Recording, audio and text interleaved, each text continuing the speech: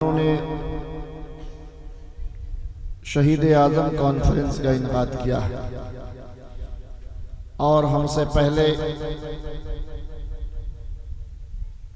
شاعر اہل سنت جناب عباس نوری صاحب نے آپ کے سامنے نعت و مناقب پیش کیے. اس کے بعد جناب کوئل لکھنوی صاحب سے آپ نے نعتیہ اشعار سماعت فرمایا.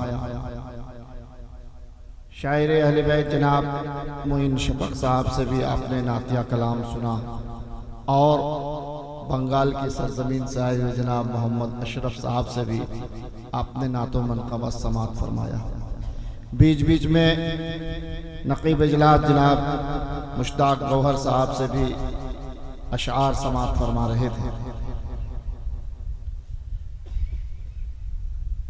کمال پور گوجی درہ میں میں پہلی بار نہیں آیا ہوں، لیکن تقریباً کئی سال کے بعد آیا ہوں. 3 حصے میں لوگ بٹے ہوئے ہیں.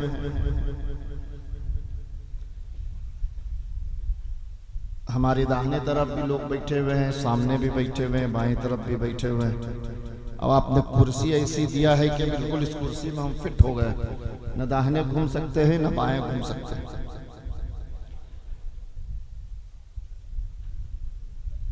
یہ کرم ہے سرکار ملت کا اور چھوٹے سرکار کا کہ آج ہم لوگ امام حسین کی یاد میں ایک جگہ بیٹھے ہوئے ہیں. کیا بہت بڑی بات ہے کہ آج کے اس دور میں نسیمی بن کر اپنی زندگی گزارنا، اور آپ لوگ اس علاقے میں کم ہیں لیکن پھر بھی دمدار ہیں.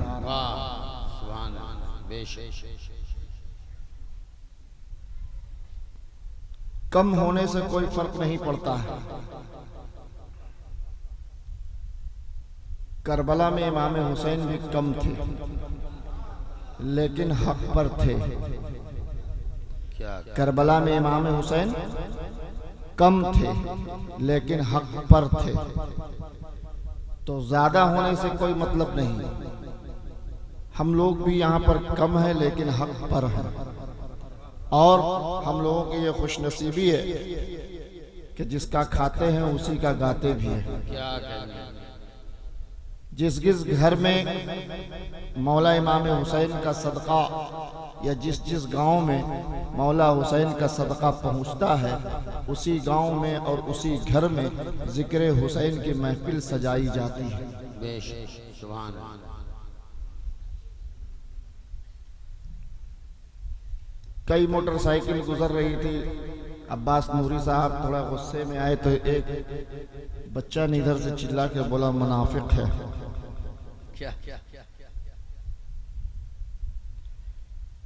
اللہ کے پیارے رسول صلی اللہ تعالی علیہ وسلم جب جنگ تبوک سے واپس آ رہے تھے تو ساتھ میں حضرت حذیفہ یمانی رضی اللہ تعالی عنہ بھی تھے. ایک مقام پر جب اللہ کے رسول صلی اللہ تعالی علیہ وسلم پہنچے تو میرے آقا نے کہا حذیفہ دیکھو وہ جو سامنے جو چند لوگ کھڑے ہوئے ہیں وہ منافق ہیں. وہ منافق ہے. کلمہ بھی میرا پڑھتا ہے، نماز بھی میری دی ہوئی پڑھتے ہیں، روزہ بھی میرا دیا ہوا رکھتے ہیں، لیکن یہ لوگ اس انتظار میں وہاں پر کھڑے ہوئے ہیں کہ جب اس راستے سے ہم گزریں گے تو وہ ہم پر حملہ کر دیں گے. وہ ہم پر حملہ کر دیں گے. اور حضرت حذیفہ رضی اللہ تعالی عنہ کو اللہ کے رسول نے پہچان کروا دیا، یہ دیکھو یہ لوگ جو ہیں منافق ہیں. لیکن ساتھ ہی ساتھ میرے آقا نے کہا کہ حذیفہ جن لوگوں کو تم نے دیکھا ہے ان کو تم پہچان بھی رہے ہو، لیکن یاد رکھنا آج کے بعد سے کوئی بھی اگر ان لوگوں کا نام پوچھے تو بتانا نہیں.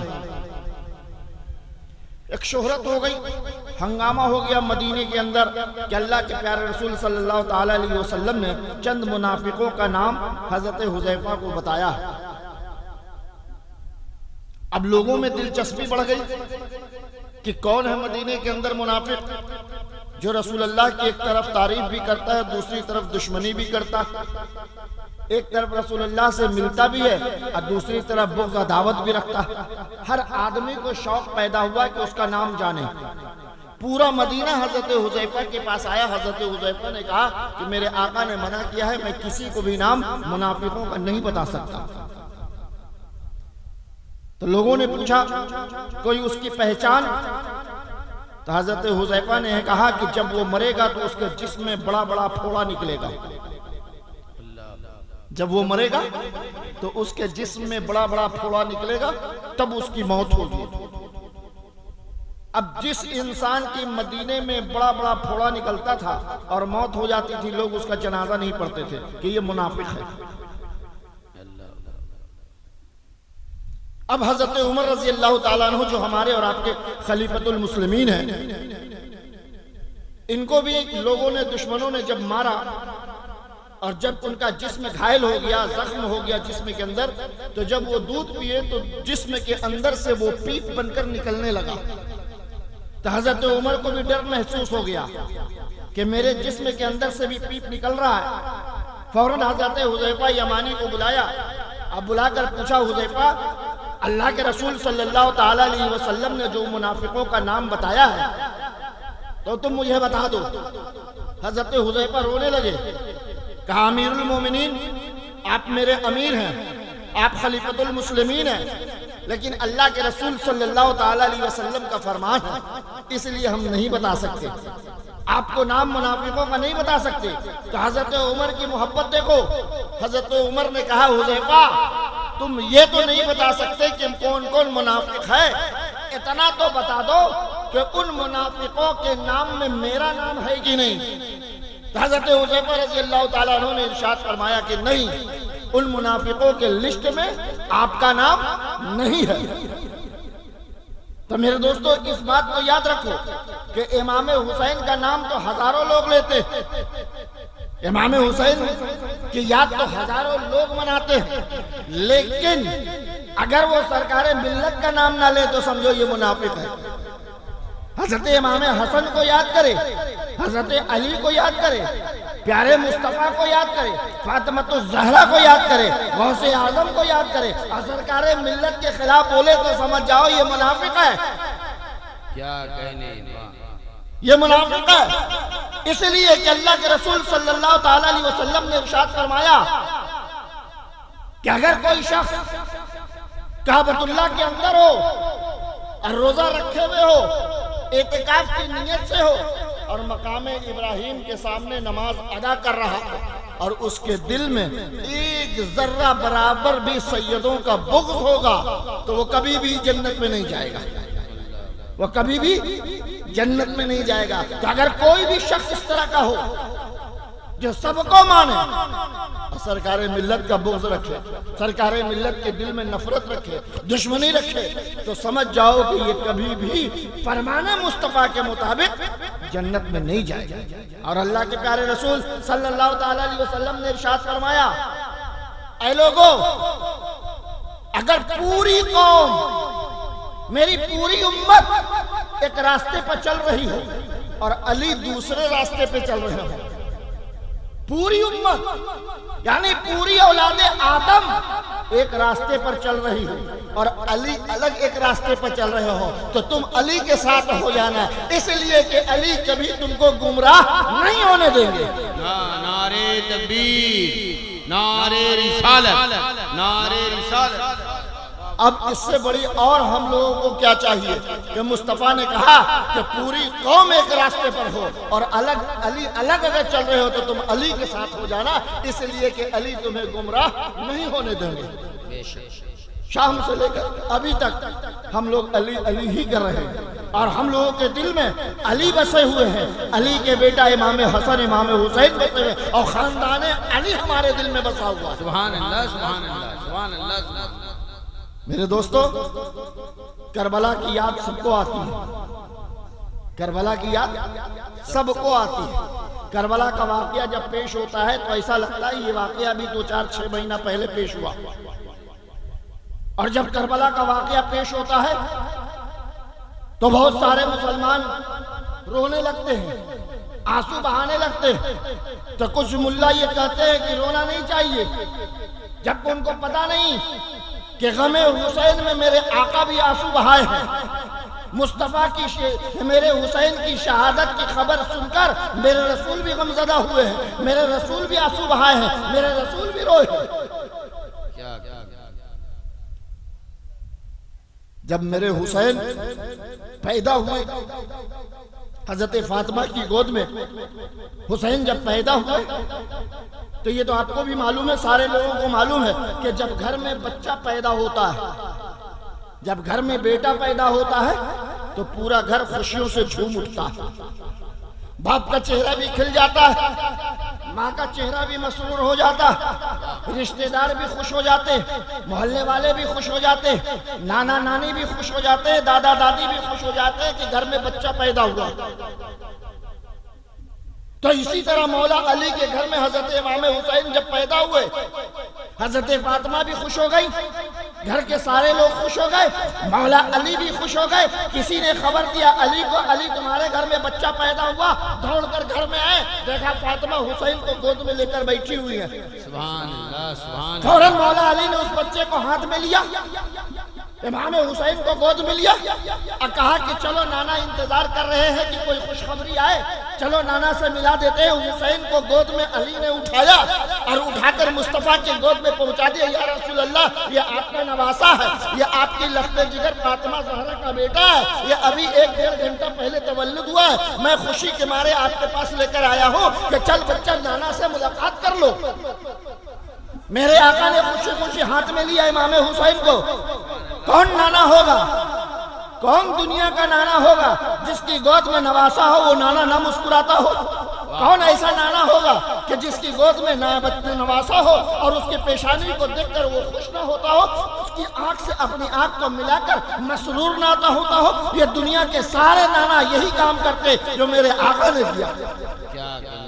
جب میرے حسین میرے مصطفیٰ کی گود میں آئے تو میرے آقا کبھی میرے حسین کے پیشانی کو دیکھ رہے ہیں، کبھی میرے آقا میرے حسین کی نظروں کو اپنی نظروں سے ملا رہے ہیں، کبھی میرے رسول میرے حسین کے چہرے کو دیکھ رہے اور مسکرا رہے ہیں، خوش ہو رہے ہیں کہ آج میرے گھر میں بچہ پیدا ہوا، آج میرے بیٹی کے گھر میں بچہ تولد ہوا ہے۔ میرے آقا مسکرا رہے۔ علی میرے رسول کی مسکراہٹ کو دیکھ کر دوڑ کر حضرت فاطمہ کے پاس گئے اور کہا، سوچا کہ جا کر فاطمہ کو یہ خبر دے دے کہ فاطمہ تمہارے بچے کو تمہارے والد دیکھ کر بہت خوش ہو رہے۔ علی دوڑ کر آئے اور کہا، فاطمہ تمہارے لخت جگر کو تمہارے والد گرامی گودی میں لے کر بہت خوش ہو رہے، کبھی تمہارے بچے کی آنکھوں کو تمہارے نبی دیکھ رہے، کبھی تمہارے بچے کے پیشانی کو تمہارے نبی دیکھ رہے، کبھی تمہارے بچے کے چہرے کو نبی دیکھ رہے اور نبی مسکرا رہے۔ فاطمہ تمہارے گھر میں بچہ پیدا ہوا تو صرف تم خوش نہیں ہو رہی ہو، تمہارا نبی بھی خوش ہو رہا ہے، تمہارا بابا بھی خوش ہو رہا ہے، تمہارے بابا جان بھی مسکرا رہے۔ حضرت علی حضرت فاطمہ کو یہ خوشخبری دیتے اور خوشخبری دینے کے بعد پھر میرے رسول کی بارگاہ میں جاتے ہیں کہ اب بچے کو لا کر ماں کی گود کے حوالے کر دے۔ کیا کہنے، کیا جیسے ہی مولا علی حضرت فاطمہ کے پاس سے اٹھے اور پیارے مصطفیٰ کی بارگاہ میں پہنچے تو منظر ہی بدل گیا۔ ابھی تو وہ نبی جو حسین کی پیشانی کو دیکھ کر مسکرا رہے تھے، ابھی وہ رسول جو حسین کی آنکھوں سے اپنی آنکھوں سے ملا کر مسکرا رہے تھے، ابھی وہ نبی جو حسین کے چہرے کو دیکھ کر خوش ہو رہے تھے۔ اب جیسے ہی علی آئے دیکھا وہی رسول میرے علی کے پیشانی کو دیکھ کر آنسو بہا رہے ہیں، وہی رسول میرے رسول حسین کی آنکھوں سے آنکھوں ملا کر آنسو گرا رہے، وہی نبی جو ابھی مسکرا رہے تھے وہی حسین کے چہرے کو دیکھ کر غمزدہ ہے اور آنسو کا قطار جاری ہے۔ میرے علی نے پوچھا، یا رسول اللہ ابھی تو بچے کی ولادت کی خوشی میں میرا نبی مسکرا رہا تھا، میرا نبی خوش ہو رہا تھا، میرا نبی کبھی میرے بچے کے چہرے کو دیکھ کر ہنس رہا تھا، کبھی میرے بچے کی آنکھوں کو دیکھ کر مسکرا رہا تھا، کبھی میرا رسول میرے حسین کے چہرے کو دیکھ کر مسکرا رہا تھا۔ یا رسول اللہ فوراً کیا ہو گیا کہ میرے بچے کو دیکھ کر میرا رسول اب آنسو بہا رہا، کون سی تکلیف ہو گئی میرے بچے کو؟ تو میرے رسول نے کہا علی اگر آنسو گرنے کا سبب تم کو بتا دیں گے، اگر رونے کی وجہ بتا دیں گے، چہرہ غمزدہ تم کو نظر آ رہا ہے، اگر بتا دیں گے تو تم برداشت نہ کر سکو گے۔ میرے علی نے کہا یا رسول اللہ آپ بتائیں معاملہ کیا ہے، ماجرا کیا ہے، منظر کیا ہے؟ علی کا کلیجہ مضبوط ہے، علی کا کلیجہ مضبوط ہے، علی دلدار ہے، علی دل والا ہے، علی بہادر ہے۔ یا رسول اللہ بتائیں رونے کی وجہ کیا ہے؟ تو میرے آقا نے کہا علی ابھی تو تم بچے کو لا کر گود میں دیا، میں بچے کو دیکھ کر مسکرا رہا تھا، میں بچے کو دیکھ کر ہنس رہا تھا، کبھی بچے کی نگاہوں کو دیکھ رہا تھا، کبھی بچے کی پیشانی کو دیکھ رہا تھا، کبھی بچے کے چہرے کو دیکھ رہا تھا کہ اچانک سے جبریل آ گئے۔ اور جبریل نے آ کر کہا یا رسول اللہ جس بچے کو دیکھ کر آپ مسکرا رہے ہیں اسی بچے کو آپ کا امتی ایک دن اس کو قتل کر دے گا، اس کو شہید کر دے گا، اس کی گردن پر تلوار چلا دے گا۔ یہی سوچ کر اب میں رو رہا ہوں، افسوس کر رہا ہوں کہ وہ میری امت جس کو میں نے قرآن دیا وہ میرے حسین کو ذبح کر دے گی، وہ امت جس کو میں نے دین دیا وہ میرے حسین کو ذبح کر دے گا، وہ امت جس کو میں نے روزہ دیا وہ میرے حسین کو قتل کر دے گا، وہ امت جس کو میں نے جینے اور مرنے کا طریقہ بتایا وہ میرے حسین کو قتل کر دے گا۔ یہی سوچ کر میں رو رہا ہوں علی۔ تو میرے علی نے کہا یا رسول اللہ کیوں میرے بیٹا کو لوگ ذبح کریں گے؟ میرے لاڈلے کی گردن پر تلوار لوگ کیوں چلائیں گے؟ میرے بیٹے کی گردن کو تن سے جدا لوگ کیوں کریں گے؟ تو میرے آقا نے کہا تمہارا بیٹا حق پر ہوگا، تمہارا بیٹا حق پر ہوگا، اسلام کی بلندی کے لیے وہ اپنی جان کو قربان کر دے گا، اسلام کے جھنڈے کو اونچا رکھنے کے لیے اپنی گردن کو کٹا دے گا، قرآن کی حفاظت کے لیے وہ شہید ہو جائے گا، اور مذہب اسلام کی حفاظت کے لیے وہ شہید ہو جائے گا۔ تو مولا علی نے کہا یا رسول اللہ مجھے ایک ذرہ برابر بھی غم نہیں ہے، اگر اسلام کی حفاظت کے لیے حسین کی قربانی ہوگی، اسلام کی حفاظت کے لیے حسین کو قتل کیا جائے گا، اسلام کے جھنڈے کو بلند رکھنے کے لیے حسین کو اگر ذبح کیا جائے گا تو ایک حسین کا علی کے پاس اگر 1000 حسین ہوگا 1000 حسین کو قربان علی کر دے گا۔ نعرے تکبیر، نعرے رسالت، نعرے رسالت، شہدائے کرب و بلا، نعرے تکبیر۔ میرے دوستو میرے مولا علی نے پوچھا یا رسول اللہ میرے بیٹا کو ذبح کب کیا جائے گا؟ میرے بیٹے کی گردن پر تلوار کب چلے گی؟ میرے بیٹے کی گردن کو تن سے جدا کب کیا جائے گا؟ کیا ہم اس وقت موجود رہیں گے؟ یا رسول اللہ آپ اس وقت حیات سے رہیں گے؟ تو میرے آقا نے کہا علی جب تمہارے بیٹا کو ذبح کیا جائے گا، جب تمہارے بیٹا کے سینے میں تیر چلایا جائے گا اس وقت نہ میں زندہ رہوں گا نہ تم زندہ رہو گے، ہمارے وصال کے 50 سال کے بعد تمہارے اس بیٹے کی گردن کو ہمارا ہی امتی قتل کر دے گا، تن سے جدا کر دے گا۔ میرے علی نے پوچھا یا رسول اللہ وہ مدینہ ہوگا، وہ مدینہ ہوگا جہاں میرا بیٹا ذبح ہوگا، وہ مکہ کی زمین ہوگی جہاں میرے بیٹا کو لوگ قتل کریں گے، وہ کون سی جگہ ہوگی، وہ کون سا میدان ہوگا، وہ کون سا علاقہ ہوگا جہاں میرے بچے کی گردن کو لوگ تن سے جدا کریں گے؟ تو میرے آقا نے کہا کہ وہ نہر فرات کا کنارہ ہوگا، وہ نہر فرات کا کنارہ ہوگا۔ اب مولا علی ایک جنگ میں گئے ہوئے تھے، مولا علی ایک جنگ میں گئے ہوئے تھے، جنگ فتح کر کے مولا علی لوٹ رہے تھے، ایک ندی سامنے سے ملی، اپنے ساتھیوں سے پوچھا اس ندی کا نام کیا ہے، اس ندی کو کیا نام سے پکارا جاتا ہے؟ وہاں کے لوگوں نے کہا اس ندی کا نام فرات ہے، اس ندی کا نام فرات ہے۔ مولا علی نے اپنے تمام ساتھیوں سے کہا کہ ہم یہاں پر کچھ دیر رکیں گے، ہم یہاں پر کچھ دیر کے لیے آرام کریں گے۔ لوگوں نے کہا مولا علی ابھی تو ہمارا قافلہ چلنا شروع ہوا ہے، اتنی جلدی آپ تھک گئے؟ کہ آپ یہاں پر آرام کریں گے؟ میرے علی نے کہا نہیں نہیں، میں تھکا نہیں ہوں، یہ وہ زمین ہے جس زمین کے بارے میں میرے مصطفیٰ نے کہا ہے کہ اسی زمین پر تمہارے بیٹا کو قتل کیا جائے گا، اسی زمین پر تمہارے خاندان کو ختم کیا جائے گا، اس لیے میں اس زمین کو آج وصیت کرنے کے لیے رک رہا ہوں، آج اس زمین کو کچھ باتیں بتانے کے لیے میں یہاں پر رک رہا ہوں۔ لوگوں نے پوچھا کیا بتائیں گے اس زمین سے، کیا اس زمین کو کہیں گے؟ میرے علی نے کہا اے نہر فرات کے کنارے کی زمین، ایک دن تیرا نام کربلا ہوگا، آج تو تجھے نہر فرات کا کنارہ کہا جا رہا ہے، لیکن آنے والے دنوں میں تجھے کربلا کہا جائے گا۔ اے زمین میری بات کو لکھ لے، زمین میری بات کو لکھ لے، میری بات کو نوٹ کر لے، میں علی ہوں، میں مصطفیٰ کا داماد ہوں، اور سن تیرے سینے پر میرے حسین کا خون بہے گا، وہ میرے حسین کے خون کو تو جذب کر کے رکھنا، میرے حسین کے خون کو تو حفاظت کر کے رکھنا۔ اے زمین یہاں پر میرے اکبر کا خون گرے گا، اکبر کے خون کی حفاظت کرنا۔ اے زمین یہاں پر اصغر کا خون گرے گا، تو اصغر کے خون کی حفاظت کرنا۔ اے زمین یہاں پر عباس کا خون گرے گا، یہاں پر تو عباس کے خون کی حفاظت کرنا۔ یہاں پر میرے حر کا خون گرے گا، اس کے خون کی حفاظت کرنا۔ یہاں پر قاسم کا خون گرے گا، ان کے خون کی حفاظت کرنا۔ میرے دوستوں سوچو، آپ کے پاس کوئی سامان ہے، آپ چند دنوں کے لیے کہیں جا رہے ہیں، اپنے دوست کو، اپنے بھائی کو، اپنے رشتہ دار کو امانت کے طور پر دے دیتے کہ میں دوسری جگہ جا رہا ہوں، گھر میں تالا بند ہے، میرے گھر کی نگہبانی کرنا۔ یا کوئی سامان ہوتا ہے، گاڑی ہوتی ہے، جانور ہوتا ہے، آپ اس کو لے کر نہیں جا سکتے، آپ اپنے بھائی سے بولو گے یہ چند جانور میں آپ کے حوالے کر کے جا رہا ہوں، اس کی حفاظت کرنا، اس کو حفاظت سے رکھنا، یہ امانت ہے، اس کی حفاظت کرنا۔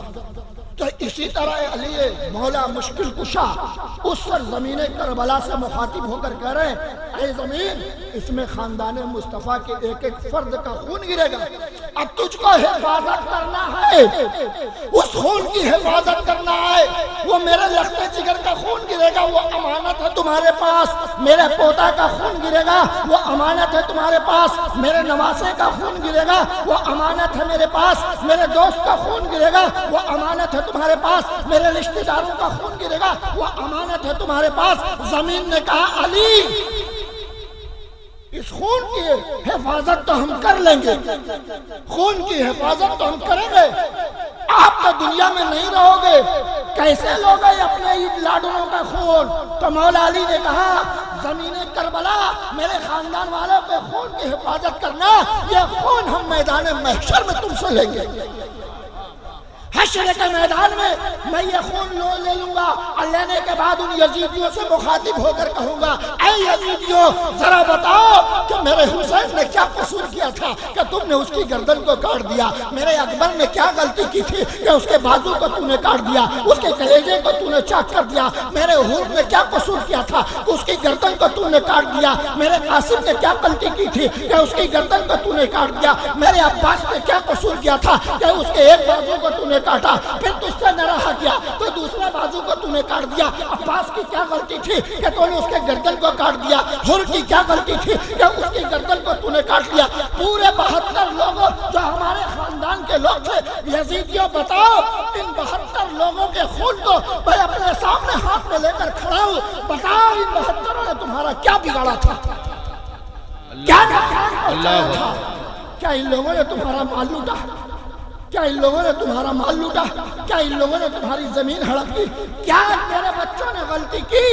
آج اللہ رب العزت کے سامنے تو بتا کہ کربلا کے میدان میں تو نے اصغر کے سینے کو چاک کیوں کیا تھا، تو نے حسین کی گردن کو کاٹا کیوں تھا؟ میرے دوستو کل میدان محشر میں وہ علی یزیدیوں سے مخاطب ہو گئے، چلا چلا کر علی کہیں گے کہ میرے بچے نے کیا قصور کیا تھا کہ تو نے قتل کر دیا، شہید کر دیا، تو نے عمر کا بھی لحاظ نہیں رکھا، 6 مہینے کے بچے کو قتل کر دیا، 18 سال کے بیٹے کو قتل کر دیا، 18 سال کے بھانجے کو قتل کر دیا، حسین 55 سال کا تھا اس کو تو نے قتل کر دیا، لیکن یاد رکھو میرے حسین سینہ تان کر چیخ چیخ کر یزیدیوں سے مخاطب ہوں گے اور وہ یزیدی اپنا سر نیچے جو جھکائے گا تو میرے مولا علی کے آنکھ سے آنکھ ملا نہیں سکتا۔ آج بھی اسی طرح ہوتا ہے، پیٹ پیچھے ہمارے خلاف بولتے ہیں، پیٹ پیچھے سیدوں کے خلاف بولتے ہیں، پیٹ پیچھے اہل بیت کے خلاف بولتے ہیں، پیٹ پیچھے غوث اعظم کی اولاد کے خلاف بولتے ہیں، پیٹ پیچھے سرکار ملت کے خلاف بولتے ہیں، لیکن منہ پر کوئی نہیں بولتا۔ آج یہی تو بات ہے۔ اے لوگو، سرکار ملت نے تمہارا کیا بگاڑا جو ہر جلسے میں ان کے خلاف بولتے ہیں، ہر محفل میں ان کے خلاف بولتے ہیں؟ کیا انہوں نے بگاڑا؟ انہوں نے تو یہی کیا کہ یہاں کے لوگوں کو غوث اعظم کی بارگاہ تک پہنچا دیا۔ انہوں نے تو یہی کیا کہ تمام لوگوں کے دلوں میں غوث اعظم کی محبت کو ڈال دیا۔ انہوں نے تو یہی کیا مولا علی کی محبت کو دلوں میں ڈال دیا۔ انہوں نے تو یہی کیا کہ مولا حسین کی محبت کو دلوں میں ڈال دیا۔ انہوں نے تو صرف یہی کیا کہ اہل بیت کی محبت کو سینے میں ڈال دیا۔ یہی تکلیف ہو گئی، یہی تکلیف ہو گئی لوگوں کو۔ کیوں؟ اس لیے کہ اگر سرکار ملت اہل بیت کی محبت نہ ڈالتے، علی کی محبت آپ کے دل میں ڈالتے، غوث اعظم کی محبت آپ کے سینے میں نہ ڈالتے، مولا علی کی محبت آپ کے سینے میں نہ ڈالتے، تو پھر وہ کہتے کہ ہماری محبت تمہارے سینے کے اندر ہے، میرے خاندان والوں کی محبت اپنے سینے میں رکھو۔ لیکن سرکار ملت نے کہا نہیں، اگر اس دنیا میں جینا ہے تو علی علی کہنا ہوگا، اگر اس دنیا میں جینا ہے تو حسین حسین کہنا ہے، اگر آخرت میں تم اپنا مقام کو بلند کرنا چاہتے ہو تو کربلا والوں کو یاد کرنا ہوگا اور امام حسین کا نعرہ لگانا ہوگا، تبھی تمہاری زندگی آخرت دونوں تمہاری کامیابی کی منزل طے کرے گی۔ اب آپ سوچو۔